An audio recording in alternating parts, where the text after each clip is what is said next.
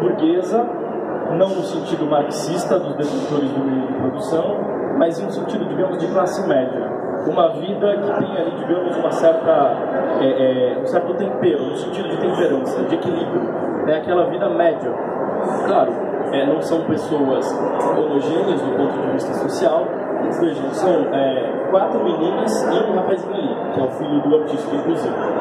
Então, se vocês olharem para as obras depois, mais próximo, que é o que vocês vão fazer, a gente vai encontrar certos elementos da pintura do Renoir que são muito impressionistas, por assim dizer, e que tem todo aquele princípio que eu já venho mencionando. Se vocês olharem, por exemplo, para o vestido dessa moça, é possível encontrar pequenas variações de tonalidades.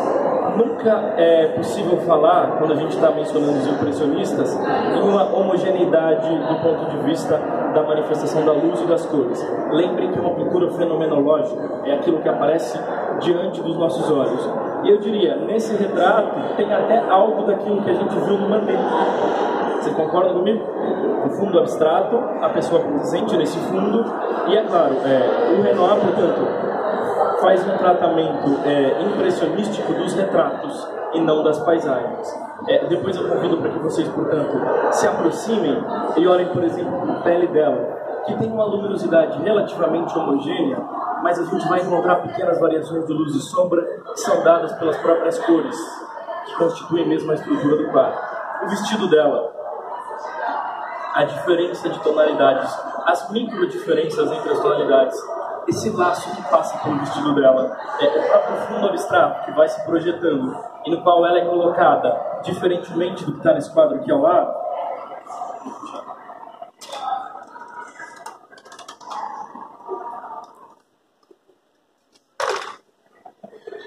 Se vocês repararem aqui, a gente tem aqui de fato uma colocação de fundo, um local onde essas moças estão, e esse acho que é um dos quadros mais famosos do Masco, o Rosa e Azul, que tratam, um retrato duplo feito por uma família, mas se vocês quiserem acreditem ou não, a família não gostou do resultado final. Então a gente vê que esse foi uma das encomendas de retrato que o Renoir recebeu, e a família não achou que estava de acordo com o que eles queriam. Elas eram 2 moças judias, depois elas cresceram e uma delas faleceu em um campo de concentração, inclusive. Essa família tem uma história também que está envolvida aí em alguns dos acontecimentos do século XX. Cada uma delas está vestida de uma cor, por isso o nome, né, rosa e azul do quadro. Mas se vocês repararem, ainda que seja um retrato, no qual a gente vai ter esse fundo bem colocado, diferentemente do retrato anterior, aquelas características de pequenas variações de luminosidade, da cor local, que aparece imediatamente aos nossos olhos, estão presentes aqui, e a gente vai ver o tratamento dos impressionistas para o retrato. Então, pensando na pintura do Monet e na pintura do Renoir, tem um momento, sobretudo no começo, a gente vai ver no slide que isso vai ficar muito claro, tem uma boa semelhança entre elas. Conforme o tempo vai passando, elas vão se separando de algum modo, e o Renoir, de algum modo, vai se especializando em um tipo de pintura impressionista que tem como produto retratos. E retratos não de pessoas célebres, não de pessoas, claro, em algum caso de famílias relativamente importantes, mas retratos de uma vida de classe média, sem preocupações políticas. Esse é um ponto importante, que vale a pena a gente ter como norte aqui, e uma espécie de crônica dessa vida de classe média, burguesa, se vocês quiserem. Que é diferente, por exemplo, do que a gente vai ver no Toulouse-Lautrec. A gente talvez comece a falar sobre ele hoje. Então são visões quase recortes distintos sobre o mesmo momento em que eles estão vivendo. Eu queria também chamar a atenção para esse quadro, sobretudo, em que vocês vejam aqui a Garota com Espigas, que é mais uma vez um retrato do Renoir, que tem um tratamento de impressionismo. Se vocês repararem aqui no fundo, a colega aqui falou da questão de que o Monet ele se aproximava mais de uma ideia de abstração. Ela tem toda a razão. Embora nenhum deles jamais pode ser chamado de abstrato. A gente só está dizendo que isso é um caminho que começa a se abrir. Se vocês repararem aqui nesse fundo, se a gente pudesse isolar pedaços dessa pintura, isso já está muito presente. A pincelada mais rápida, que é dada como se fosse um amontoado de achuras que vão se constituindo aqui no fundo, e na frente a Garota com Espigas, no qual a gente vê a manipulação dos tons da pele, que não são constantes, eles estão variando o tempo inteiro, e a relação que ele estabelece com o que está no fundo. Uma curiosidade, esse retrato chegou ao Brasil junto com o retrato do Van Gogh, o escolar, que não está aqui presente, está sendo restaurado lá na Holanda, e os dois chegaram juntos em Porto Seguro. Vocês sabem que nos anos 50, quando o Assis Chateaubriand e o Bardi constituíram aqui o acervo do museu, sobretudo o Chateaubriand, vocês sabem quem é o Assis Chateaubriand? Tem a biografia do Fernando Moraes, chamada Chateau, e aquele filme que nunca foi lançado, né? O filme do Chateau. Que demorou muito a ser lançado, que tratam sobre a vida dele.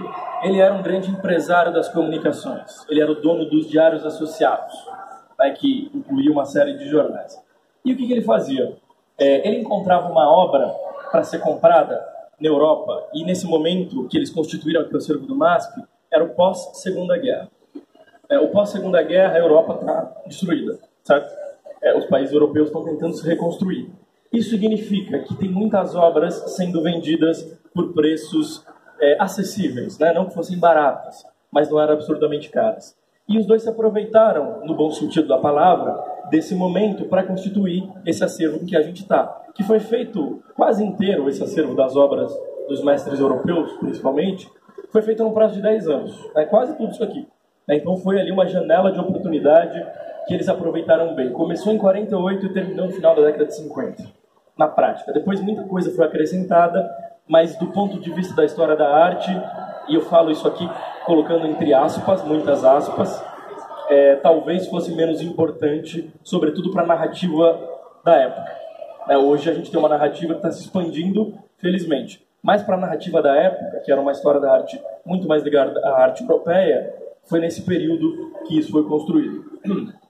E esse quadro chegou ao Brasil junto com o quadro do Van Gogh, que a gente não vai ver na semana que vem, porque está lá na Holanda, mas ele chegou junto com o quadro do Van Gogh, lá em Porto Seguro, e teve uma recepção para receber o quadro, em que todas as crianças, ou não todas, mas de algumas escolas públicas, se vestiram com as mesmas roupas do quadro do Van Gogh. Ou seja, todas as crianças se vestiram de escolar para ir receber a pintura. Olha o espetáculo que era isso. E ele o Chateaubriand fazia uma bela de uma reportagem para divulgar. E esse quadro chegou junto com o quadro do Van Gogh, e eles foram recebidos com grande festa. Foi feito um show, por exemplo, no show esteve presente o Pixinguinha, Quer dizer, então, grandes celebridades da música, da cultura brasileira, e isso saía no jornal, né? Tem até uma foto que hoje seria muito, talvez, que é uma foto, digamos, controversa, que está passando um trabalhador, né? Daí mostra, a legenda da foto mostra o quadro do Renoir e do Van Gogh, e o trabalhador passando e dizendo, o trabalhador, eu não lembro exatamente a expressão, mas era o trabalhador bruto, vem apreciar as obras de arte que chegaram ao Brasil. Ou seja, contrapondo ao trabalhador do dia a dia, do trabalho manual, ao requinte das obras de arte, mostrando que, ao mesmo tempo, apesar de controversa a declaração, sobretudo se a gente olha com os olhos de hoje, mostrando que aquilo era para todos, digamos assim. Então é uma curiosidade interessante. O Luiz Gonzaga também estava presente, então teve show do Luiz Gonzaga e do Pixinguinha para receber esses quadros. É incrível isso. Uma pena que não fazem mais. E pesquisar, por exemplo, os documentos do acervo do MASP, a imprensa da época, é uma coisa muito divertida, porque mostra o que eles faziam. Boa parte dos quadros foram recebidos pelos presidentes da República, inclusive. O quadro do Rembrandt, que eu estudei um pouquinho mais a fundo, ele foi recebido pelo próprio presidente Dutra, na época, vocês sabem, o sucessor do Getúlio Vargas, do primeiro governo, e eles faziam coquetéis, daí o Chateaubriand depois fazia grandes matérias no jornal e destacava muito os doadores, né? Quem tinha doado dinheiro para comprar o quadro virava herói nacional no jornal. E daí, obviamente, as outras pessoas que viam isso também, os outros endinheirados, digamos assim, também iam doar para comprar os quadros. Eu estou vendo aqui que o espírito do Chateaubriand apareceu. Pois eu então, gente, eu vou pedir para vocês darem uma olhada nos outros quadros e procurarem esses princípios que eu mencionei para vocês, de cor local, de variação fenomenológica da luz. Vocês podem ver que são retratos parecidos com esse. Um deles tem uma diferença, que é esse retrato, as luzes voltadas.